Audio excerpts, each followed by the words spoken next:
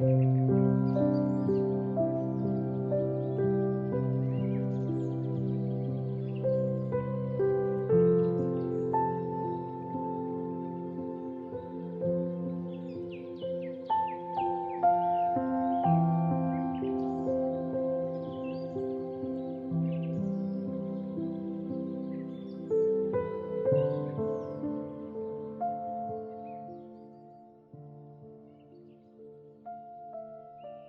40 jours de prière, jour 2, mercredi 4 mai 2022. Humilité, chercher, tourner. Si mon peuple est appelé par mon nom s'humilie, prie et cherche ma face, et se détourne de ses mauvaises voies, alors j'exaucerai des cieux, je pardonnerai son péché et je guérirai son pays. 2 Chroniques 7, verset 14. La repentance, l'humilité, un cœur brisé et un esprit contrit sont les offrandes que Dieu accepte. Oui, aujourd'hui, il est important que nous puissions passer par la repentance, l'humilité et un cœur brisé. Ces 3 éléments sont indispensables afin que nous soyons de véritables chrétiens adventistes du 7e jour. Aujourd'hui, mercredi 4 mai 2022, il est temps que chacun individuellement passe par ce processus de repentance, ce processus d'humilité et accepte que Christ brise son cœur. Sans cela, notre christianisme serait vain. Que le Seigneur puisse vraiment, par son Saint-Esprit, nous permettre d'être repentants, humbles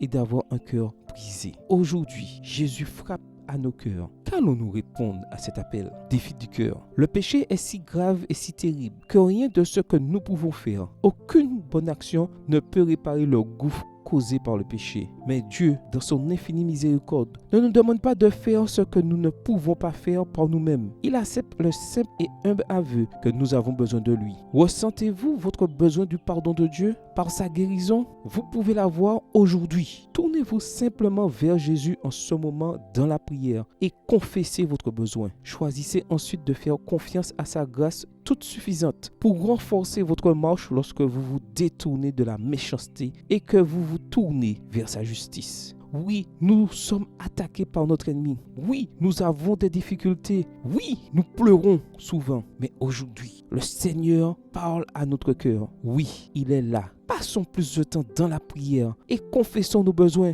Dieu écoute, il écoute nos prières. Et à aucun moment, nos prières sont vaines. Soyons patients. Oui, soyons patients. Le Seigneur revient et justice sera faite. Mais restons toujours accrochés à la parole de Dieu. Prions. Prions pour que Dieu mette en évidence notre grand besoin de sa grâce. Prions pour que Dieu nous aide à faire confiance à son pouvoir pour remporter la victoire dans nos luttes personnelles quotidiennes contre le péché. Prions pour que le Saint-Esprit soit déversé sur notre pasteur et notre Église. Prions pour qu'un esprit de prière sature le cœur de tous ceux qui occupent des postes de direction. Prions pour que Dieu répare toutes les relations brisées dans notre vie qui doivent être restaurées et nous donne un cœur de repentance et de véritable humilité si nous blessons quelqu'un d'autre. Amen. Que le Seigneur vous bénisse.